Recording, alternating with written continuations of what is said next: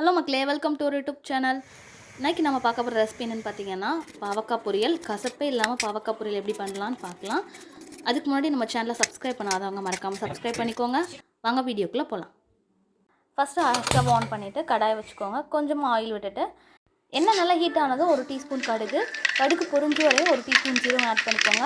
கொஞ்சமாக கருவேப்பிலை ஆட் பண்ணிக்கோங்க. சீரகம் பொரிஞ்சு வந்த உடனே அண்ட் இது கூட நல்லா கருவேப்பிலை பொரிஞ்சதும் சின்ன வெங்காயம் கட் பண்ணி வச்சுக்கிறத நல்லா ஆட் பண்ணிவிட்டு லைட்டாக சாட்டே பண்ணிவிட்டுருங்க. 2 காரத்துக்காக 2 காஞ்ச வத்தல் ஆட் பண்ணியிருக்கோம். ஆட் பண்ணிவிட்டு நம்ம நறுக்கி வச்சுருக்க பாவக்காவை நம்ம ஆட் பண்ணிடலாம். பாவக்காய் ஆட் பண்ணிவிட்டு கொஞ்சமாக உப்பு ஆட் பண்ணிவிட்டு நல்லா மிக்ஸ் பண்ணி வச்சுட்டு ஒரு 2 to 3 மினிட்ஸ் நல்லா வேக விட்டுருங்க மூடி வச்சு. அது பாதி வெந்ததுக்கப்புறம் நம்ம கட் பண்ணி வச்சுட்டு கத்திரிக்காய் ஆட் பண்ணிக்கலாம். அண்ட் இப்படி நம்ம பண்ணுறதுனால அதில் கசப்பு தன்மை கம்மியாகும். கத்திரிக்காய் ஆட் பண்ணுறதுனால ஆட் பண்ணி நல்லா கத்திரிக்காய் நல்லா வெந்து வரும்போது துருவின தேங்காய் ஆட் பண்ணிக்கோங்க. கசப்பு தன்மையை ரொம்ப கண்ட்ரோல் பண்ணக்கூடியது தேங்காய் தான். ஸோ அதனால் தேங்காய் மறக்காமல் ஆட் பண்ணிக்கோங்க. ஆட் பண்ணிவிட்டு தேங்காயோட பச்சை வாசனை போகிற வரைக்கும் மிக்ஸ் பண்ணிவிட்டு நம்ம சர்வ் பண்ணிடலாம்.